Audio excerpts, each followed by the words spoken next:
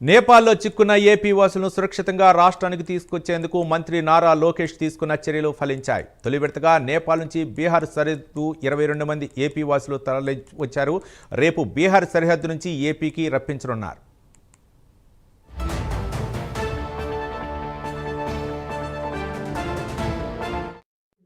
So we are in touch with MEA and local authorities కూడా మేము మాట్లాడుతున్నామండి. So మీరు ఎంతమంది ఉన్నారండి మీ దగ్గర ఇప్పుడు?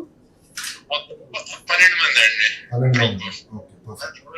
అంటే టోటల్ 21 మిగిలినంత వేసి వెళ్తున్నారు. మేము 12 మంది మాత్రం వెనక్కి వస్తున్నాం. ఇండియా నేపాల్లో చిక్కున్న ఏపీ వాసులను సురక్షితంగా రాష్ట్రానికి తీసుకొచ్చేందుకు మంత్రి నారా లోకేష్ తీసుకున్న చర్యలు ఫలించాయి. తొలి విడతగా నేపాల్ నుంచి బీహార్ సరిహద్దుకు 22 మంది ఏపీ వాసులు వచ్చారు. రేపు బీహార్ సరిహద్దు నుంచి ఏపీకి రప్పించనున్నారు.